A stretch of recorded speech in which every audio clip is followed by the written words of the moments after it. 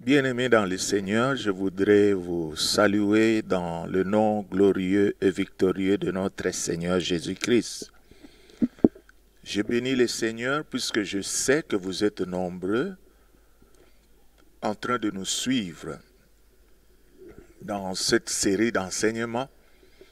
Et je sais que vous avez aussi invité certaines personnes à nous suivre. Vous nous suivez sur la chaîne de télévision Parole TV. Et pour ceux-là qui ont les appareils, ils peuvent nous localiser sur YouTube, Alpha Lushima. Et d'autres aussi, ça peut passer aussi par les réseaux sociaux tels que Facebook, etc., etc. Partout où vous êtes, nous voulons vous présenter nos salutations. Et nous croyons que vous êtes nombreux en train de nous suivre. La fois passée, puisque les enseignements doivent toujours se succéder dans un lien bien établi, la fois passée, nous avons parlé d'un thème très important.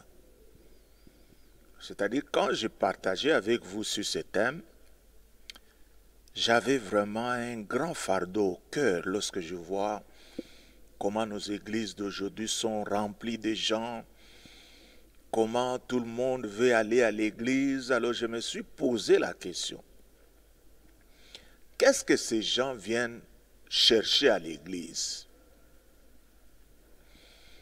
Est-ce qu'ils connaissent réellement Dieu ou encore ils viennent à l'église comme s'ils se rendaient dans des maisons de devins?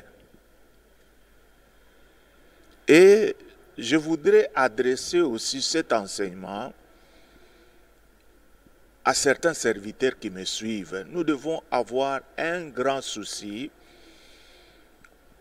Pourquoi? C'est puisque nous avons l'impression que le peuple que nous sommes en train de diriger aujourd'hui ne connaît pas Dieu comme il faut.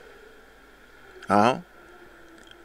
Je crois que la fois passée, nous avons partagé avec vous dans les livres de 1 Samuel au chapitre 4, du 1er au 11e verset. Nous n'allons pas les lire, mais je voudrais simplement vous dire des choses très importantes que nous avons pu recueillir là-bas. Le problème était lequel? C'est-à-dire, ce peuple, appelé le peuple de Dieu, sont allés en bataille contre les Philistins. Mais dans ce texte que nous avons lu, nous avons remarqué que ce peuple ne connaissait pas vraiment l'Éternel. Ce sont des gens qui se sont rendus sur les champs de bataille avec un esprit de superstition. C'est-à-dire, eux ne voyaient pas l'Éternel, eux voyaient l'arche de l'Alliance comme étant quelque chose qui leur donnait du pouvoir. Alors, dans un premier temps, ils sont allés combattre les Philistins. Et qu'est-ce qu'il y a eu? Ils ont eu une défaite. Hein? Et cette défaite, ils se sont demandé comment est-ce que nous avons eu cette défaite. Au lieu d'attendre que le Seigneur puisse leur donner, leur dire pourquoi, ils se sont dit, bon, allons maintenant chercher l'arche de l'Éternel qui est à Silo. Et alors que cette arche est descendue, les gens ont poussé des cris assourdissants, puisqu'ils voyaient dans l'arche la victoire. Et qui sont ceux-là qui sont allés amener l'arche de l'Alliance? Ce sont les fils du sacrificateur Élie, Ophni et Phiné, des gens qui ne marchaient pas dans la crainte de Dieu, des gens qui ont fait de choses insupportables dans la maison de Dieu. Les gens qui couchaient même avec les femmes qui venaient au temple. Et voilà, eux n'ont pas vu cet aspect-là. Pour eux, il faut que l'arche de l'Éternel, puisque l'arche, c'est notre victoire. Et quand ils sont allés, et là, la défaite était puissante. Et il y a eu plus de 30 000 hommes. Donc le total a fait 34 000 hommes. Vous savez, aujourd'hui, lorsque nous suivons aux informations, quand on nous dit qu'il y a eu guerre là-bas, qu'il y a eu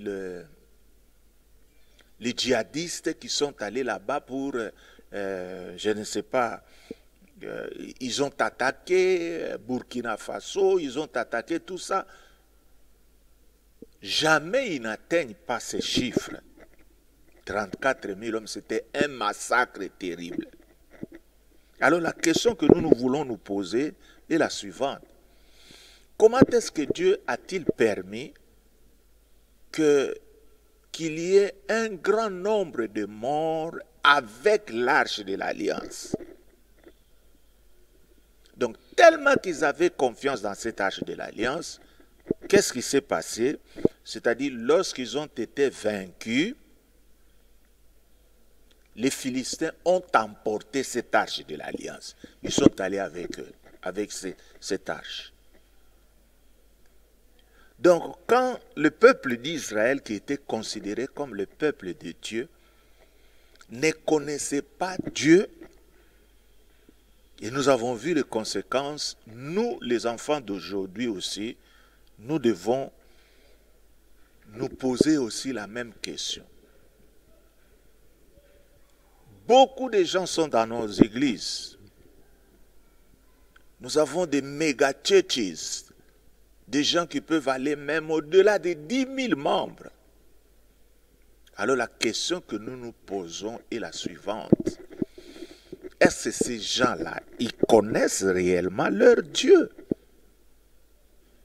Ça, c'est une très belle question. Vous savez, dans la ville de Kinshasa, marchez partout, posez la question à tous les gens tous ces gens que vous pouvez rencontrer dans la rue. Posez-leur la question de savoir, est-ce que tu connais Dieu? Je crois que la réponse, mais oui. Et qui est Dieu pour toi? Ils peuvent donner cette réponse que Jésus est en train de vous dire. Qui est Dieu? Ils diront, mais Dieu c'est le créateur de tout ce qui existe, c'est lui qui nous a créés. Donc, nous avons Dieu déjà dans notre subconscient. Lorsque nous réfléchissons sur ce qui nous entoure, nous allons facilement trouver Dieu. Vous allez à la maternité, vous réfléchissez sur comment l'enfant s'est développé dans le ventre de sa mère et comment il est sorti comme un bébé. Alors ça va te ramener à avoir une idée sur le Dieu, le créateur de tout cela. Quand vous voyez comment nous plantons le maïs, vous mettez un grain dans la terre et au bout de quelques temps, vous voyez la petite tige sortir et au bout de quelques instants, le maïs qui sort, ça nous pousse toujours à vouloir comprendre qu'il y a toujours eu un être supérieur à tout cela. Alors, tout le monde connaît Dieu de sa manière. Mais la connaissance de Dieu telle que nous voulons vous présenter, ça sera quelque chose de plus en profondeur. Aujourd'hui, si vous voyez que malgré cette connaissance-là de Dieu, les gens ne fuient pas les péchés, c'est puisqu'ils ne connaissent pas Dieu là, ce Dieu-là. Vous savez, lorsque vous connaissez quelqu'un, hein, vous voyez quelqu'un qui a son père et sa mère, et qui sont en train de se promener, une jeune fille à côté de son père et de sa mère, en train d'aller au marché, même si les garçons étaient derrière elle, en train de la déranger, à cause de la présence de son père et de sa mère, cet enfant restera toujours ferme. Mais s'il est à côté d'une autre personne, d'un autre papa, ça ne lui fera absolument rien. C'est-à-dire, un autre papa, il ne les connaît pas. Mais son père et sa mère, comme il les connaît, il dit, en tout cas, ici, si je fais gaffe, papa ne va pas accepter ça, j'aurai des problèmes très sérieux. C'est de la même manière que nous. Si nous ne connaissons pas ce que Dieu est, il sera très difficile de vouloir même marcher dans la sanctification. Alors, ce qui fait que lorsque nous voyons notre Dieu et lorsque nous craignons des péchés, c'est puisque nous connaissons ce Dieu-là. Nous dépendons de lui et à chaque instant, nous allons nous dire, lorsque j'aurai un problème, je vais rentrer à Dieu, mais c'est Dieu-là comme il est, ceci, cela, alors je dois faire tous mes efforts pour ne pas me mettre à l'encontre de mon Dieu. Il y a beaucoup de gens qui ne connaissent pas les caractéristiques de Dieu. Et c'est pourquoi il est tantôt dans les péchés et quelques jours après, il va rentrer pour que ce Dieu-là le pardonne et tout ça. Non, non, ce Dieu-là puisse lui donner ce qu'il a besoin. Alors c'est pourquoi aujourd'hui, je voudrais un peu qu'on puisse partager avec vous sur la connaissance de Dieu. Nous savons que tout le monde connaît Dieu, toutes les civilisations ont connu Dieu, mais il faut le connaître en profondeur. Et cette connaissance en profondeur fera de nous que nous puissions être des gens qui craignent Dieu.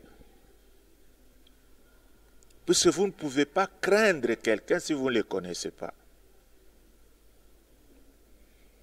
Alors j'aimerais d'abord partager avec vous sur certaines idées. Aujourd'hui, nous allons partager sur 4 grandes idées. La première idée, je voudrais dire que le Dieu que nous invoquons, il est omniscient.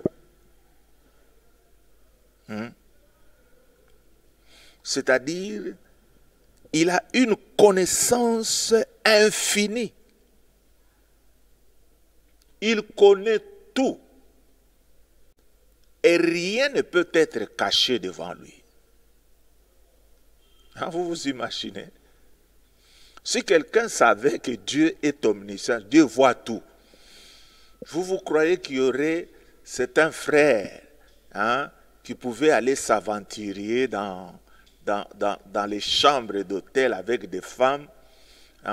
Lorsqu'il veut entrer dans cette chambre d'hôtel, il regarde à gauche, à droite, devant, derrière. Non. S'il sait que notre Dieu voit tout, ça va changer aussi dans son comportement. Qu'il quitte le Congo pour aller en Égypte, il sait que l'œil de Dieu le voit. Alors, il va toujours se comporter avec crainte. Il est le tout sage qui connaît tout et n'a besoin d'un conseiller. Comme nous pouvons lire dans Ésaïe au chapitre 40, il n'a pas besoin de conseiller, mes frères et sœurs.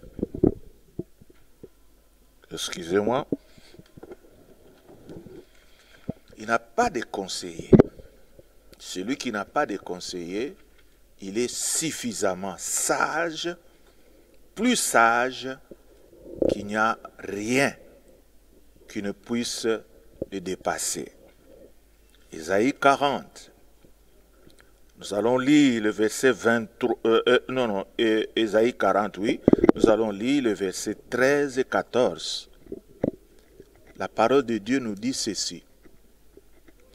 Qui a sondé l'Esprit de l'Éternel et qui l'a éclairé de ses conseils? Alors, qui a-t-il délibéré pour en recevoir de l'instruction? Qui lui a appris le sentier de la justice? Qui lui a enseigné la sagesse et a fait connaître le chemin de l'intelligence? Notre Dieu est au-delà de tout cela. C'est quelqu'un qui voit tout. Il a un discernement extraordinaire. Alors imaginez que vous vous servez ce Dieu-là, qui voit tout. Qu'est-ce que vous allez lui cacher? Hein? Puisque nous, en tant que prédicateurs, lorsque nous nous tenons devant vous, nous disons, mes frères et sœurs, il ne faut pas faire ça, il ne faut pas faire ça. Lorsque vous tournez, vous nous tournez le dos, et quand vous regardez à gauche, vous ne nous voyez pas, vous continuez dans tout ce que vous faites. Mais si vous saviez que ces dieux-là voient tout,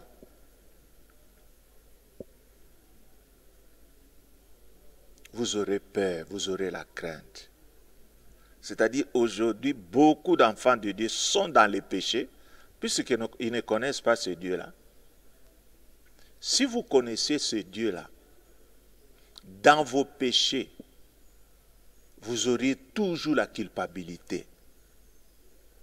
Puisque vous savez que ce que vous faites ne peut pas passer inaperçu. Dieu vous voit. Si toi, un enfant de Dieu qui m'écoute aujourd'hui, je ne sais pas quelle sorte de Dieu que tu es en train de prier, un Dieu dont tu n'as pas peur. Alors aujourd'hui, je vais te dire ce qu'est notre Dieu. Si tu ne le connais pas, mon frère, ma soeur, maintenant connais-le. Il n'y a rien qui peut être caché devant lui. Tout ce que vous faites en secret, lui peut le faire voir aux gens. Alors nous devons faire très très attention, puisque nous sommes en train de servir un Dieu omniscient qui voit tout. Qu'est-ce que je peux lui cacher? Je n'ai rien à cacher. Et comme je n'ai rien à cacher, cela veut dire que je suis à tout moment surveillé par celui-là qui voit tout. Alors lorsque les enfants de Dieu comprennent ça, je crois qu'il n'y aurait pas d'hypocrite parmi nous. Lorsqu'il veut faire quelque chose, il se dit, ah, attention, mon Dieu me voit. Le deuxième élément, nous pouvons dire que notre Dieu est omniprésent.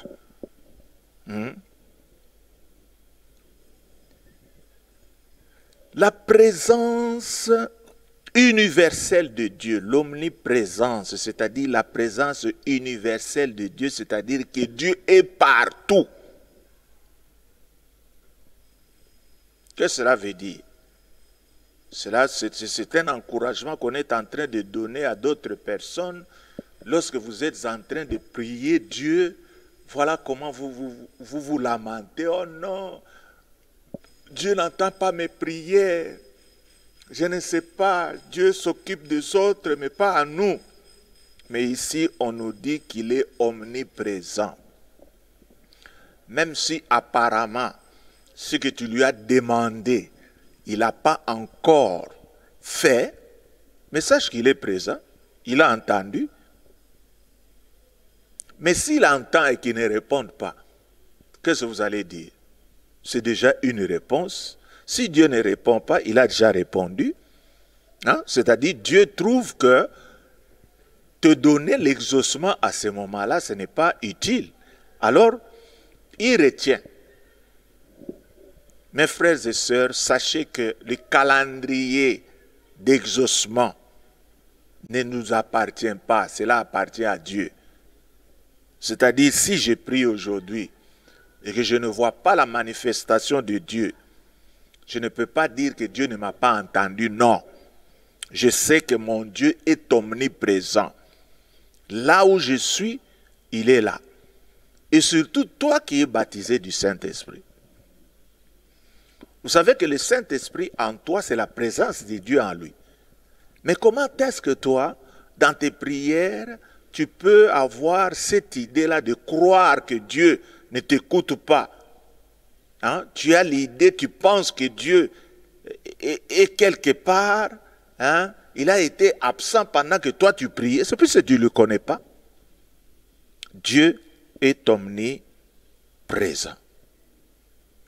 Il est en toi d'abord par le Saint-Esprit. Partout où tu marches, Dieu est là. Alors nous allons lire dans Jérémie au chapitre 23. Jérémie chapitre 23.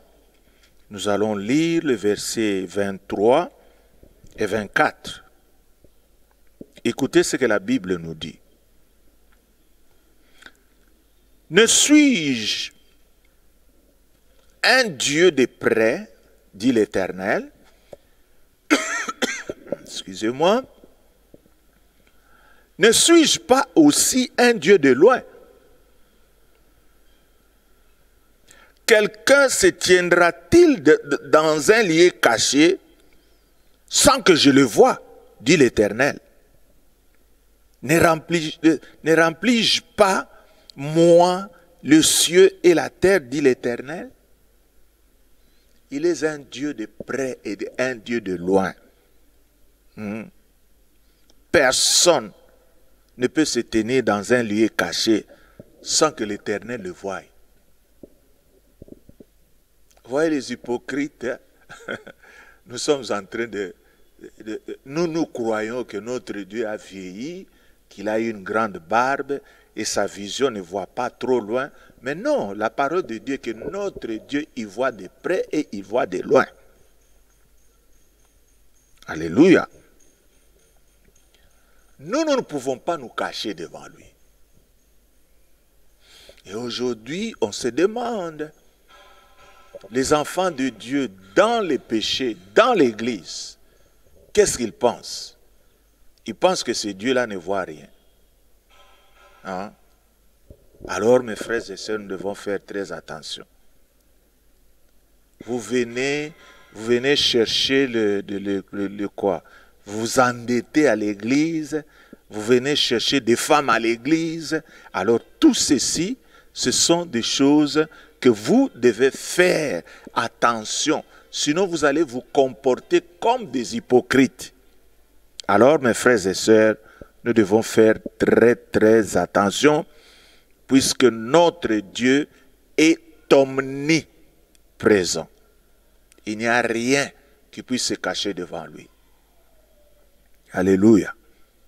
Et s'il n'y a rien qui peut se cacher devant lui, nous devons faire très attention. Si je regarde à gauche, à droite et devant, là en haut, je ne vois personne. Mais je sais que Dieu est là, Dieu me voit. Et si j'ai la crainte de Dieu, je vais me comporter comme quelqu'un qui voit Dieu partout. Un autre élément. Notre Dieu est omnipotent.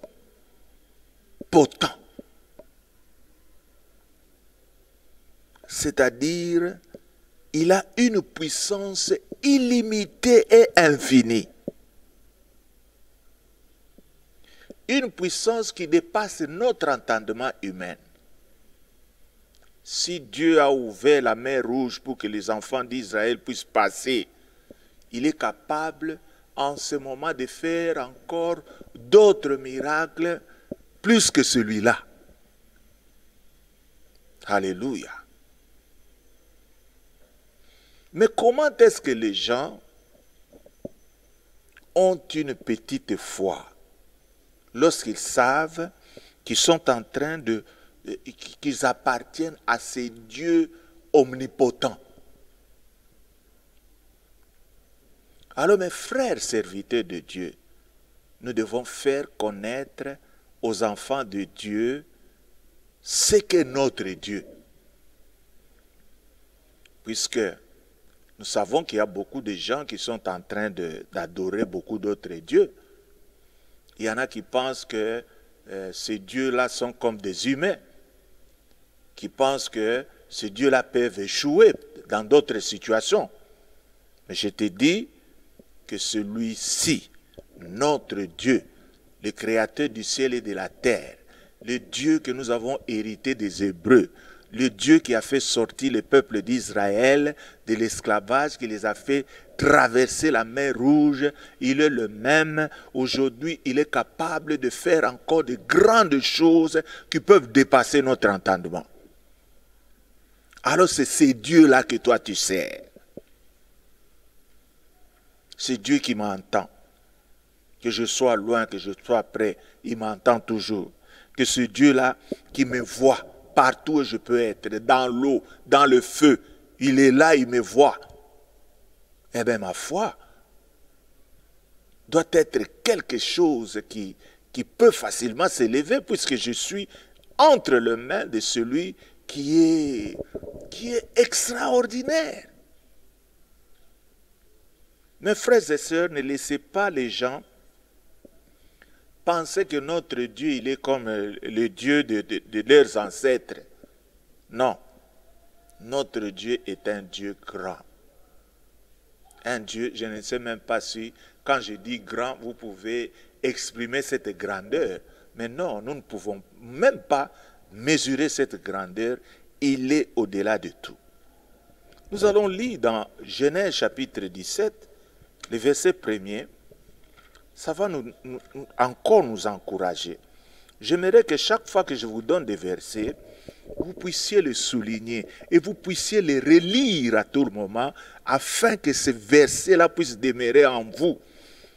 À chaque instant que le diable viendra pour vous faire douter, eh bien, relisez cela. Écoutez ce qu'on nous dit. Lorsque Abraham fut âgé de 99 ans, l'Éternel apparut à Abraham et lui dit, « Je suis le Dieu Tout-Puissant. » C'est Dieu lui-même qui le déclare devant les gens. Que vous me croyez ou pas, sachez que moi je suis le Dieu Tout-Puissant. Ma puissance est illimitée et ma puissance est infinie. Il ne faut pas chaque fois quand vous venez devant moi, vous venez avec votre manière de penser. Puisque chez l'homme, il y a toujours des limites. Mais quand je viens à mon Dieu, je dois être illimité puisqu'il est le Tout-Puissant. Alléluia. Et nous allons encore lire dans Apocalypse chapitre 19. C'est-à-dire devant le Tout-Puissant, ne pleurez même pas. Ayez toujours cette foi que ce Dieu-là agira toujours pour vous. 19, le verset 6. La Bible nous dit ceci.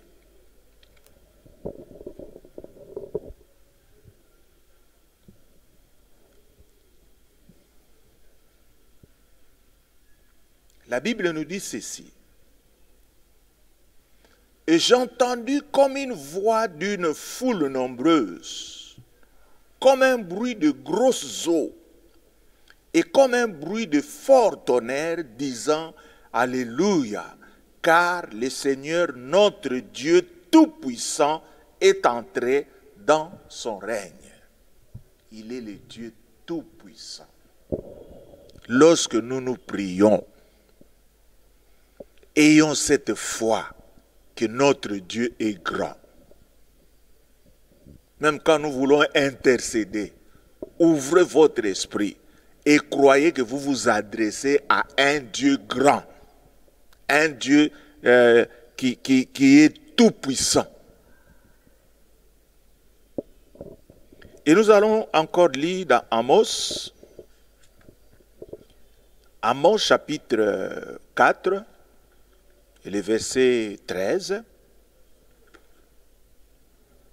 Amos 4, verset 13, nous dit ceci. Car voici celui qui a formé les montagnes et créé les vents et qui fait connaître à l'homme ses pensées. Celui qui change l'aurore en ténèbres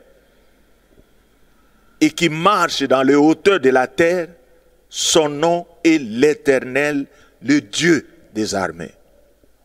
Je me demande, quel est ce Dieu-là que toi tu es en train de prêcher et d'adorer? C'est vraiment bizarre. Pendant ce moment de corona, il y a des gens qui ont mis ces dieux-là de côté, qui ont été traumatisés par le coronavirus, qui ont peur de la mort. Je ne sais, il y en a qui se disent, ah, tu évites ce qui corona ou comme mabiso wapi. Non, tu es un enfant de Dieu, ton Dieu est tout puissant. Lorsqu'il te couvre, sache que il te couvre toujours pour des choses qui sont bonnes pour toi. Alors j'ai voulu que chacun de nous comprenne. Et maintenant mon problème est le suivant. Maintenant, lorsque tu regardes ta manière de vivre, ce que tu es, et que tu regardes de l'autre côté les dieux que tu sers, comment est-ce que vous pouvez concilier ces deux choses-là? Si réellement tu es en train de prier un Dieu omniscient, un Dieu omniprésent et un Dieu omnipotent, eh bien cela doit avoir de l'impact sur ta vie. Il faut, lorsque tu te promènes, que les gens te voient et disent alors s'il y a des choses qui ne marchent pas dans ta vie, mon frère, ma soeur, je te dirais qu'il faut revoir, pour savoir quel est ce Dieu-là que tu es en train de prier. Moi, je sais que si tu es en train de prier le Dieu tout-puissant, eh bien, il va exaucer tes prières puisqu'il a toute la puissance, une puissance illimitée. Alors, remettons d'abord tout cela dans nos têtes pour savoir que nous sommes en train de servir un grand Dieu. Un Dieu tout-puissant. Et maintenant, vous laissez que les gens du monde puissent utiliser la toute-puissance de Dieu. Hein? J'entends qu'il y a une équipe de football ici en République démocratique du Congo, les tout-puissants Mazembe. Hein? Vous voyez ce que cela a fait? Le fait d'accepter la toute-puissance, eh bien, cette équipe est devenue tout-puissante. Et si toi aussi tu acceptes que tu es en train de servir un Dieu tout-puissant, tu n'auras pas peur. Tu vas l'adorer. Tu vas glorifier ce Dieu-là, sans hésitation. Et le dernier élément que j'allais vous parler avec vous aujourd'hui, je vais dire que notre Dieu est saint. Il est saint. Qu'est-ce que cela veut dire? Qui ne communie pas avec les péchés. Donc il est dit que si quelqu'un est en train d'invoquer ces dieux-là que je suis en train de vous montrer, il doit être saint. Il est à l'église, quelqu'un a oublié quelque chose sur la chaise, il a oublié son Android sur la chaise. Cette personne, lorsqu'il aura ça, il se dira, non, je dois rechercher la personne à qui appartient cela et je vais lui donner. Mais dans les églises d'aujourd'hui, on se demande si nous sommes en train de gérer des gens qui craignent Dieu ou encore c'est un mélange de toutes sortes de personnes. Alors mes frères et sœurs, si nous connaissons Dieu en profondeur, nous connaissons ses caractéristiques, nous allons marcher comme lui a marché. Lisons dans Lévitique chapitre 11. Lévitique 11, et nous allons lire le verset 44. La Bible nous dit ceci. Car je suis l'Éternel, votre Dieu. Vous vous sanctifierez et vous serez saints, car je suis saint. Et vous ne vous rendrez point impurs par toutes ces reptiles qui rampent sur la terre. Dieu nous dit que je suis l'Éternel, celui qu'on a toujours invoqué, Jéhovah. Pour cela, comme nous appartenons à l'Éternel, qu'est-ce que nous devons faire? Nous devons toujours nous sanctifier. C'est-à-dire le peuple de Dieu doit toujours demeurer pur et saint. Sinon, la relation avec notre Dieu ne pourra pas exister. Et il vous dit, vous serez saints. Comment votre Dieu, je suis saint, vous aussi soyez saints.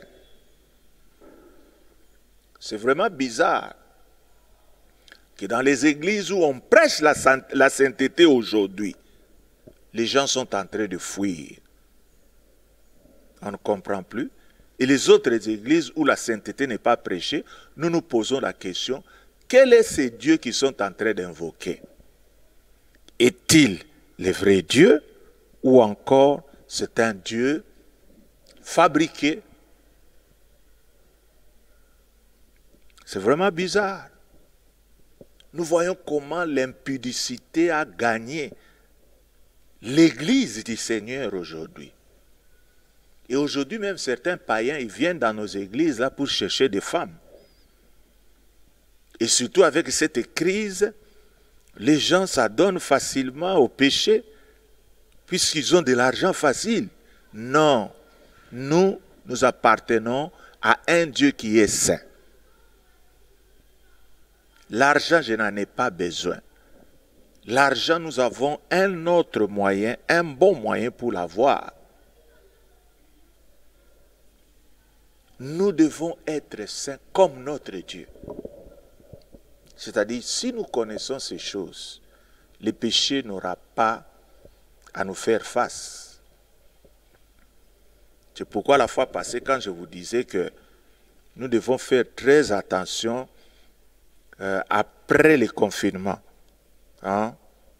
s'il faut recommencer, nous pouvons recommencer. Nous avons mal prêché les gens.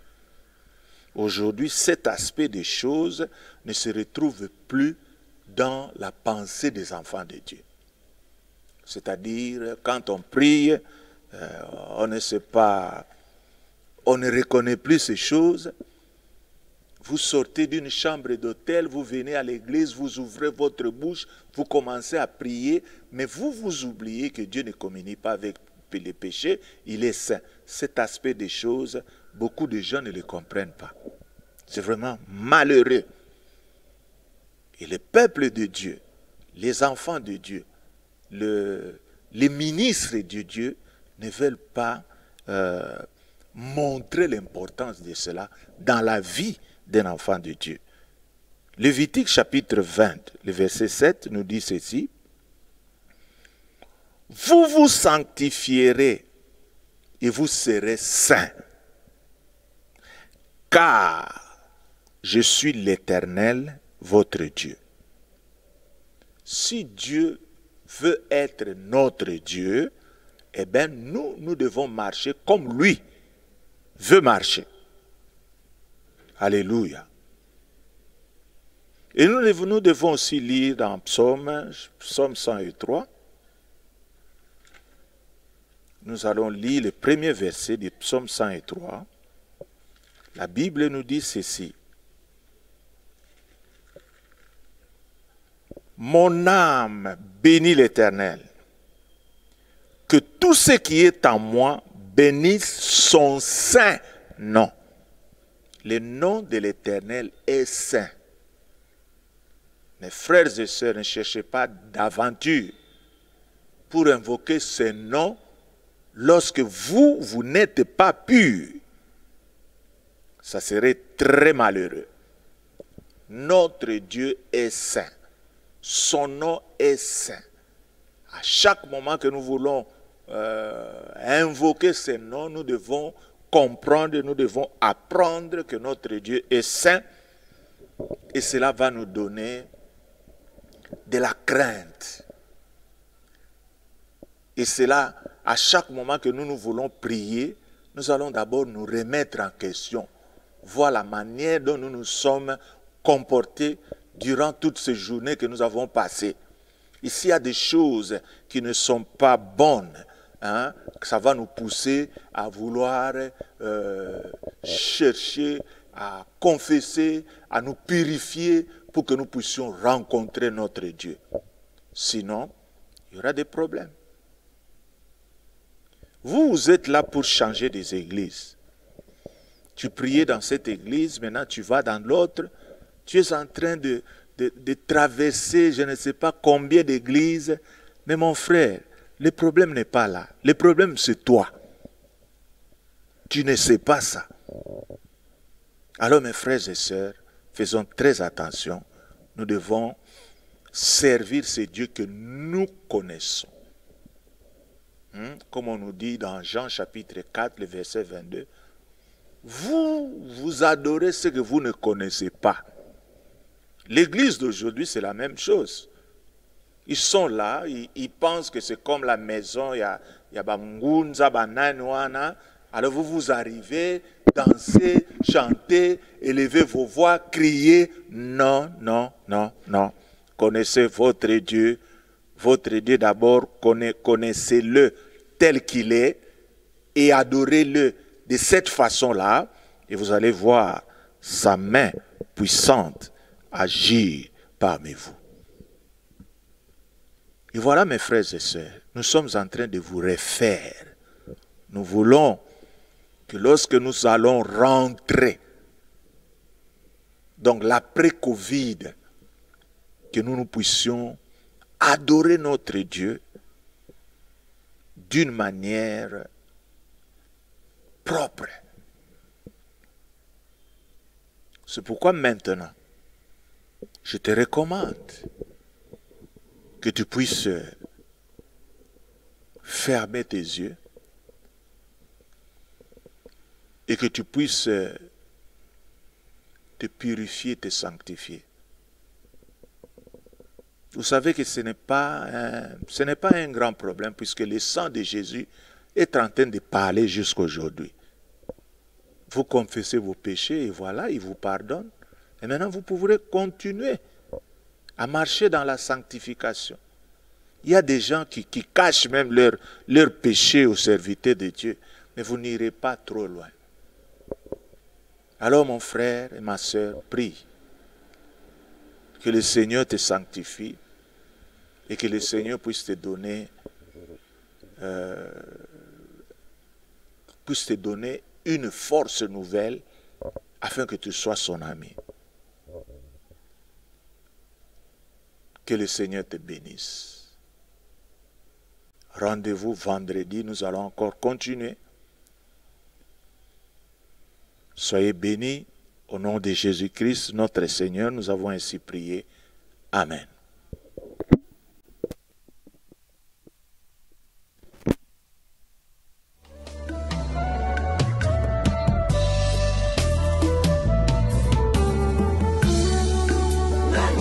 Namona Nanu nayoka teo. Nayoka teo. Nanu esala mateo.